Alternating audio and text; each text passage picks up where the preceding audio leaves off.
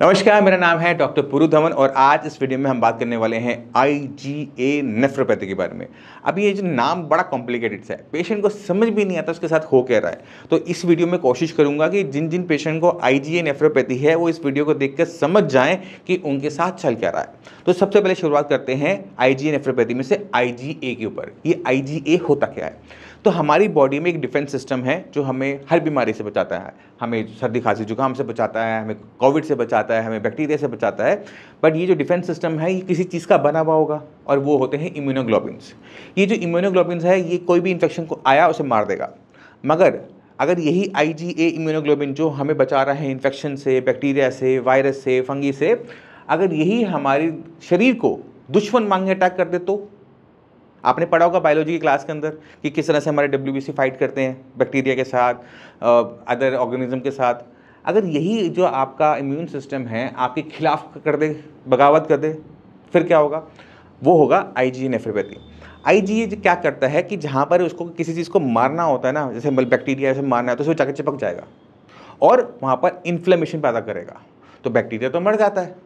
But अगर यही IgA nephropathy का जो आईजीए इम्यूनोग्लोबिन है वो आपकी किडनी में चला जाएगा, आपकी किडनी में जाकर डिपॉजिट हो जाएगा, वहाँ पे इसको मारने की कोशिश करेगा तो क्या होगा? वहाँ पे स्वेलिंग आनी शुरू हो जाएगी।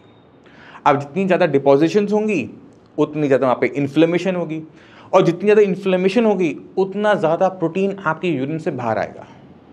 अब ये जो स्वेलिंग है 2-4 दिन कोई दिक्कत नहीं, 2-4 महीने कोई दिक्कत नहीं, 2-4 साल अब दिक्कत आनी शुरू होगी। किडनी की जो काम करने की क्षमता है वो सूजन की वजह से कम होनी शुरू हो जाएगी। किडनी जो पहले पूरा निकल जाता था अब वो नहीं निकलेगा, वो ब्लड में इकट्ठा होना शुरू हो जाएगा और किडनी धीरे धीरे धीरे धीरे पूरी तरह से खराब होनी शुरू होगी। अब ये आईजीए जो नेफ्रोपैथी है ये जब अब आपके शरीर में आ गई है तो एक और बड़ी बीमारी पैदा करती है, वो है ब्लड प्रेशर। क्योंकि किडनी हमारा बीपी का कंट्रोल करने का भी काम करती है। अब जब किडनी को नुकसान होना शुरू हुआ तो किडनी क्या करेगी? बीपी बढ़ा देगी। अब पहले एक बीमारी से नुकसान हो रहा था आईजीए नेफ्रोपैथी से, अब आईजीए नेफ्रोपैथी के साथ एक और बीमारी हाई ब्लड प्रेशर की लग गई। अब दोनों मिलकर किडनी की पिटाई करेंगे। तो यहां पर हमें सबसे पहला काम क्या करना होता है? आइडेंटिफिकेशन, कि ये जो दिक्कत हो रही है क्यों हो रही है। तो मोस्ट ऑफ द पेशेंट जो ये वीडियो को देख रहे हैं तो उनको आईजीए नेफ्रोपैथी के बारे में पता होगा कि ये जो बीमारी है ये हमारे जो बायोप्सी टेस्ट है उससे पता लगती है। बायोप्सी टेस्ट के अलावा कोई तरीका नहीं है इस बीमारी को पहचानने का। तो जब किडनी खराब हो रही है, प्रोटीन लीक आउट हो रहा है, डॉक्टर को समझ में नहीं आ रहा क्यों हो रहा है, पेशेंट को समझ में नहीं आ रहा क्यों हो रहा है, मेडिसिन खा रहे हैं काम नहीं कर रही है, तब डॉक्टर कहता है कि जाओ आप बायोप्सी करवा कर आओ। जब बायोप्सी के अंदर वो सैंपल देखा जाता है कि किस तरह का नुकसान हुआ है, तो समझ में आता है ओह ये तो आईजीए नेफ्रोपैथी है, ये तो चमक रहा है अलग से। तब पेशेंट को की रिपोर्ट में लिख दिया जाता है कि पेशेंट आईजीए नेफ्रोपैथी का पेशेंट है। अब ये जो दिक्कत हुई है ये इम्यून सिस्टम के हाइपर एक्टिव होने की वजह से हुआ है। नॉर्मली ऐसा नहीं होता, पर जब वो हाइपर एक्टिव है, गलत तरीके से बिहेव कर रहा है, तभी आपको आईजीए नेफ्रोपैथी होता है। और ये इडियोपैथिक है, यानी इसके पीछे कारण क्या है, क्यों हुआ, आपकी बॉडी में ही क्यों नुकसान पहुंचाने की कोशिश करी, किसी को भी नहीं पता। मैं खुद कह रहा हूं किसी को भी नहीं पता। कोई भी आप जाके सर्च कर लो, किसी भी डॉक्टर से जाके मिलो, आईजीए नेफ्रोपैथी किसी पेशेंट में क्यों हो रही है, किस वजह से हो रही है, किसी को भी नहीं पता। तो इसको मैं कहता हूं बैड लक बीमारी। अगर लक खराब है तो ये बीमारी होगी, वरना कोई दिक्कत नहीं होगी। अब आपकी जो किडनी पे जो नुकसान हो रहा है आईजीए नेफ्रोपैथी से, ये हमें बाय लक पता लग गया क्योंकि हमने बायोप्सी करवा ली थी। अब दिक्कत यह है कि हमने यहाँ पे ट्रीटमेंट क्या करना है, क्योंकि आईजीए इम्यूनोग्लोबिन को तो बॉडी से निकाल नहीं सकते क्योंकि वो तो शरीर का हिस्सा है। अगर हम उसे सेपरेट कर देंगे तो हमारी बॉडी तो हफ्ते भर भी नहीं चलेगी।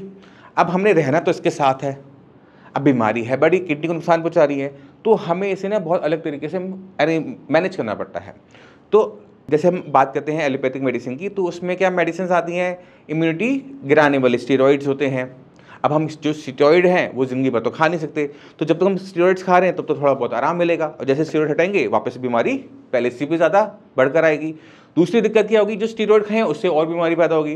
तो जब भी आप आईजीए नेफ्रोपैथी के पेशेंट होते हो तो डॉक्टर्स भी आपको स्टेरॉइड देने से बचते हैं, क्योंकि उनको पता है कि स्टेरॉइड देने से बीमारी खत्म नहीं होगी। जब तक स्टेरॉइड खा रहे हैं तब तक काम चलेगा। अब 2-4 महीने खा भी लिए तो भी आपकी पूरी ज़िंदगी तो काम बना नहीं ना। तो शुरुआत में ही इसको पसंद नहीं करते कि इसमें लग पेशेंट को स्टेरॉइड दिए जाएं।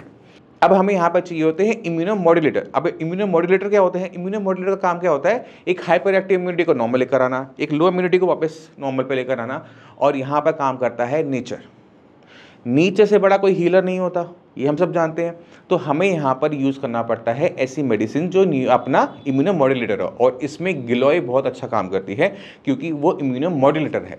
वो इम्यूनिटी को इन्हांस करती है बट मॉड्यूलेट करते हुए, उसे सुपर हाइपर एक्टिव नहीं बनाती और उसको बिल्कुल सप्रेस नहीं करती स्टेरॉइड की तरह, और एंटी इन्फ्लेमेशन भी है इसके अंदर। तो अगर हम ऐसी कोई मेडिसिन यूज़ करते हैं, जैसे मान लो गिलोय यूज़ कर रहे हैं या फिर हल्दी का कोई अच्छा सा हम कंपोजिशन यूज़ कर रहे हैं, एंटी इन्फ्लेमेशन और इम्यूनोमॉड्यूलेटर होने की वजह से हमें आईजी नेफ्रोपैथी के पेशेंट में आराम देखने को मिलना शुरू हो जाता है कि उसके जो यूरिन में प्रोटीन लॉस हो रहा है वो बंद हो गया, क्रिएटिनिन बनना बंद हो गया।